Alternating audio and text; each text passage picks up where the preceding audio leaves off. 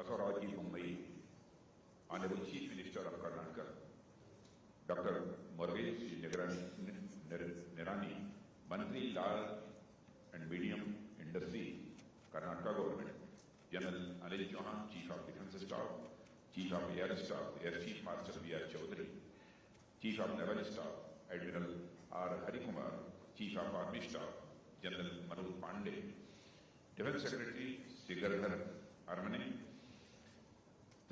Dr. Samir V. Kamath, Chairman DRDO, Sri T. Natarajan, Additional Secretary Defence Production, Dr.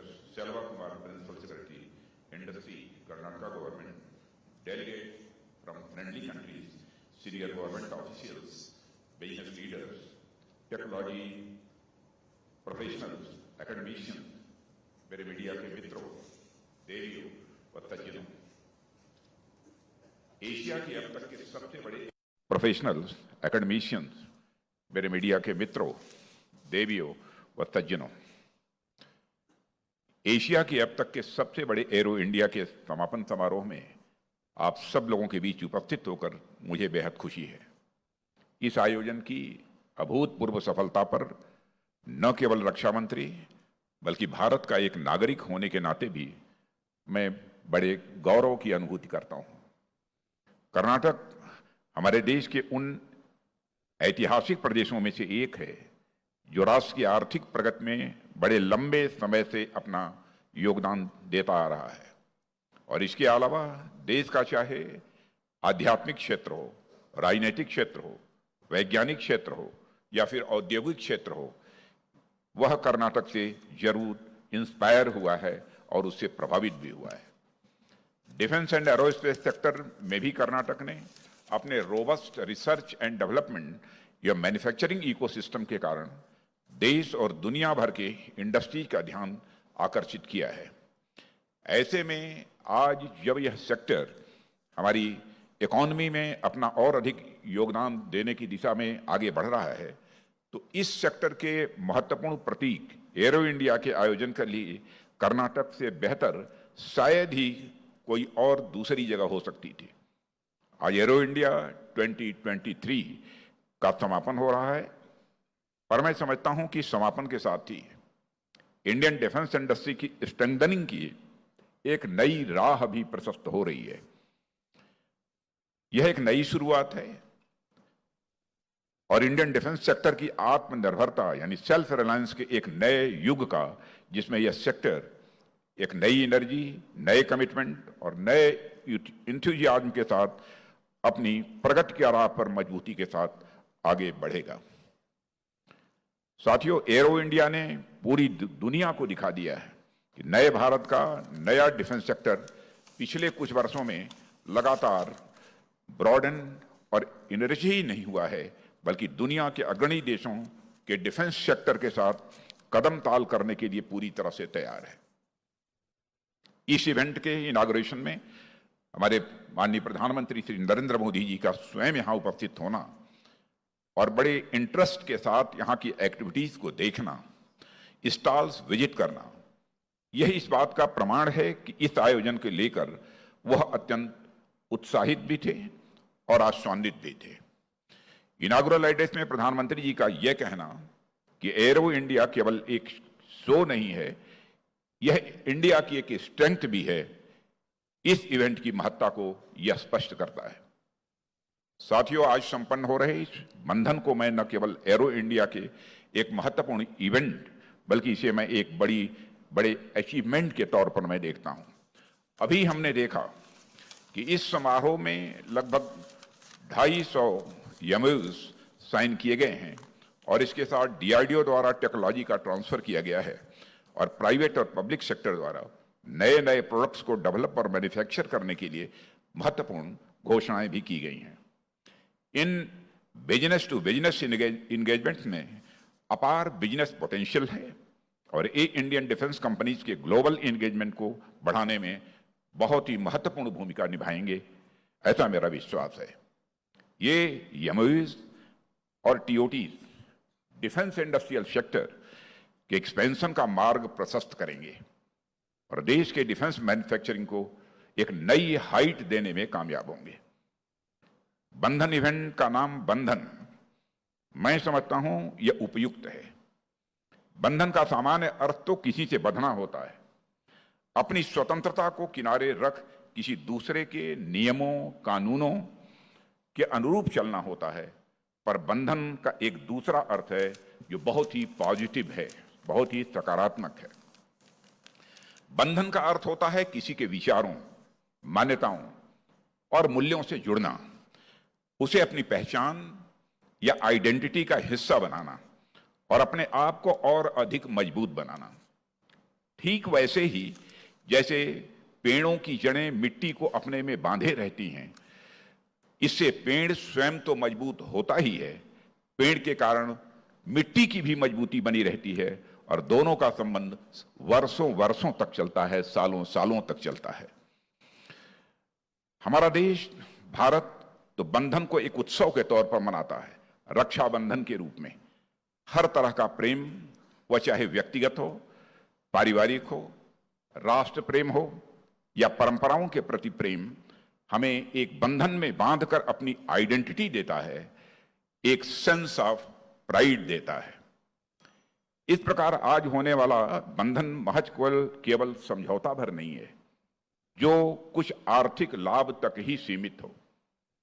यह संबंध दो party या दो ऑर्गेनाइजेशंस के बीच का एग्रीमेंट भर नहीं है, बल्कि हमारे राष्ट्र को रक्षा क्षेत्र में स्ट्रेंथन करने के लिए एक नया संकल्प है।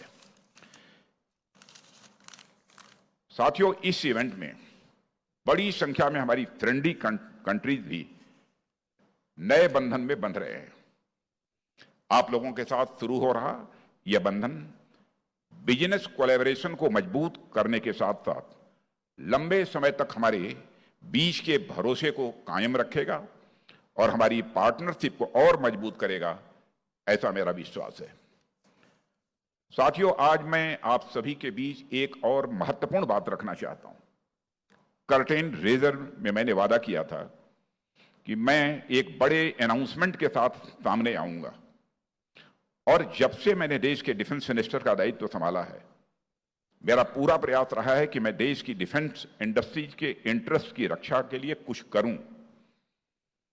मेरी नजर में हमारी डिफेंस इंडस्ट्री को आगे बढ़ाने का मतलब देश के सिक्योरिटी सिस्टम को और अधिक मजबूत करने के साथ साथ देश की इकोनॉमी को भी मजबूत करना है। इसलिए हमने पिछले कुछ वर्षों में इंडियन डिफेंस इंडस्ट्री और खासकर प्राइवेट इंडस्ट्री को आगे बढ़ने के लिए बराबर इनकरेज किया है। प्रारंभ में मैंने देखा कि डिफेंस इंडस्ट्री के हमारे साथी इस सेक्टर में पैर रखने से घबराते थे, उनको हेजिटेशन होता था। माहौल ऐसा नहीं था कि वे इस सेक्टर में आ सकें। प्रयास तो पहले भी शुरू हुए थे, कुछ कदम आगे भी बढ़ाया गया था, पर ऐसा इन्वायरमेंट नहीं बन सका था जो कि हमारी डोमेस्टिक डिफेंस इंडस्ट्री के लिए आवश्यक था। मैंने फील किया कि सरकार और इंडस्ट्रीज के बीच कहीं तो कहीं कोई गैप है जिसे खत्म करना जरूरी है, ऐसा मैंने महसूस किया। कुछ चीजें तो पता थी ही हमें, पर हम चाह रहे थे कि इस संबंध में हम हर वह चीज जानें और समझें जिसकी कि हमें जरूरत है। इसके लिए हमने बिजनेस फ्रेटर्निटी से सीधा संवाद स्थापित किया, उनसे सीधी मैंने बातचीत भी की ताकि पता तो चले कि उनकी नीड्स क्या क्या हैं, उनकी आवश्यकताएं क्या क्या हैं और सरकार से उनकी एक्सपेक्टेशंस क्या क्या हैं। रक्षा मंत्रालय के अधिकारियों और स्वयं मैंने इंडस्ट्री के हमारे साथियों से बहुत ही क्लोजली बातचीत किया, इंटरेक्ट किया उनके साथ। चाय पर कॉफी के अनेक कप्स हमारी बातचीत के गवाह बने हैं। उनमें से अनेक ऑर्गेनाइजेशंस के रिप्रेजेंटेटिव्स को मैं यहां देख भी रहा हूं।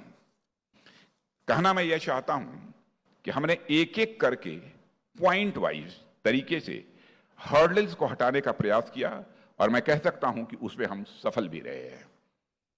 आप लोगों ने कहा तो हमने आपके लिए अनुकूल पॉलिसीज बनाई, सरकार ने आपके लिए एनवायरनमेंट क्रिएट किया।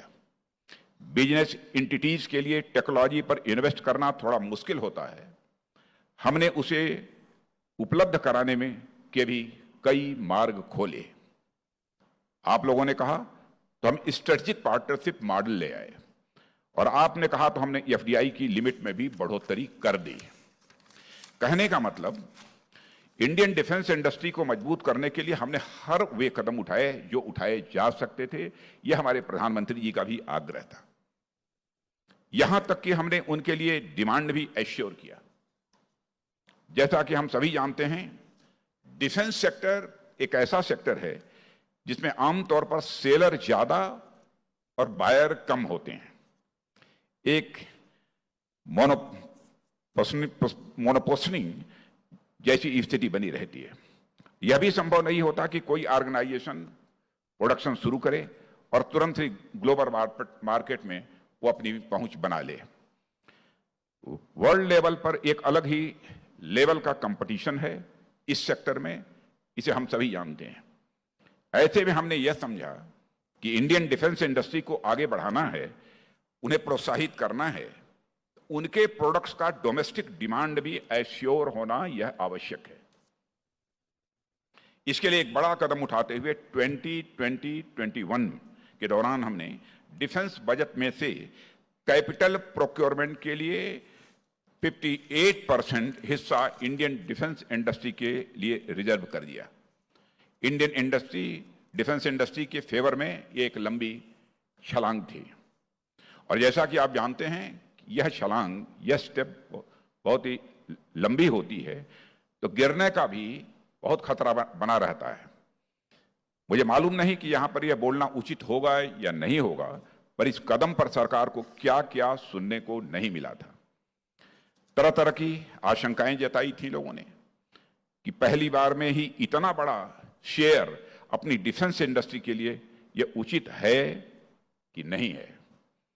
पर हमारे सामने पहला विकल्प था कि संशय करके हम अपने आप को शेल में बंद रखें, और दूसरा विकल्प था कि अपनी इंडस्ट्री पर भरोसा करके रिस्क लेकर एक नई उड़ान भरने के लिए हम अपने पंख फैलाएं, और मैंने यही किया। मुझे ये कहते हुए बेहद खुशी होती है कि हमारी इंडस्ट्री ने ऐसी परफॉर्मेंस दिखाई कि 58% खर्च का हमने जो टारगेट रखा था उसकी एक्चुअल एक्विजिशन सीधे 64% हुई। इसे देखते हुए हमने फाइनेंशियल ईयर 2021-22 के लिए एक हिस्सा 64% निर्धारित कर दिया, लेकिन इस टारगेट को तोड़ते हमारी एक्चुअल प्रोक्योरमेंट 65% तक पहुंच गई। फिर इस बार यानी 22-23 के लिए हमने यह शेयर 68% कर दिया। अभी आंकड़े आए तो नहीं हैं, पर इस बात की पूरी संभावना है कि हमारी डिफेंस इंडस्ट्री से प्रोक्योरमेंट इससे कहीं अधिक होगा। मैं कॉन्फिडेंट हूं। और आप लोगों को यह लग रहा होगा कि आज यह सब आंकड़े देने का यह कोई समय तो है नहीं, पर आप लोगों के सामने मुझे यह कहते हुए गौरव की अनुभूति होती है, गर्व की अनुभूति होती है कि हमारी डिफेंस इंडस्ट्री पर सरकार और समाज का भरोसा इतना बढ़ता जा रहा है कि पिछले साल इंडियन वेंडर से कैपिटल एक्विजिशन के लिए जो शेयर 68% किया गया था, अमृत काल से प्रेरित होकर वह शेयर आगामी वर्ष यानी 2023-24 के लिए सीधे 75% कर दिया गया है। आई रिपीट, यह हिस्सा 3/4 कर दिया गया है, जो लगभग 1 लाख करोड़ रुपए बनता है।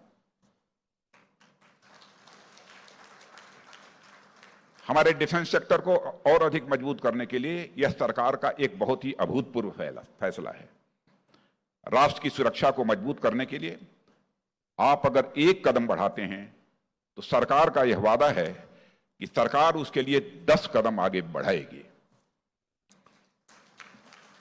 आपने हमसे विकास की राह पर दौड़ने के लिए जमीन की बात की थी। आपने विकास की राह पर दौड़ने के लिए हमसे जमीन की बात की थी, पर आपकी स्पीड और आपकी हाइट को देखते हुए हम आपको भरा पूरा आसमान उपलब्ध कराने की ओर आगे बढ़ रहे हैं। डिफेंस कैपिटल प्रोक्योरमेंट बजट का 3/4 हिस्सा डोमेस्टिक इंडस्ट्री के लिए एयरमार्क करना उसी दिशा में एक बहुत बड़ा कदम है। मुझे पूरी आशा ही नहीं, पूरा विश्वास है कि इस कदम के बाद हमारी डिफेंस इंडस्ट्री और अधिक जोश और उत्साह के साथ सामने आएगी और देश की डिफेंस सेक्टर को और अधिक सशक्त और समृद्ध करने में अपना योगदान देगी। और यह बेहद खुशी की बात है कि एरो इंडिया 2023 इस अभूतपूर्व फैसले का साक्षी बन रहा है। और यह एरो इंडिया इतने भव्य तरीके से संपन्न हुआ, इसके लिए एरो इंडिया से जुड़े सभी लोगों को मैं अपनी तरफ से हार्दिक बधाई देता हूं। यह इवेंट में एक संकल्प लेने के लिए इंस्पायर करता है कि अपनी प्रगति की राह पर न तो हम कहीं थकेंगे और न ही कभी हम थमेंगे, न ही किसी बाधा के सामने हम रुकेंगे, न ही हम किसी समस्या के सामने कभी झुकेंगे। मुझे विश्वास है कि हमारे मन में यह संकल्प हमेशा बना रहेगा। इस अवसर पर इससे अधिक कुछ न कहते हुए एरो इंडिया 2023 को एक बड़ी सफलता बनाने के लिए एक बार फिर मैं आप सभी को धन्यवाद देता हूं, आप सबके प्रति आभार व्यक्त करता हूं।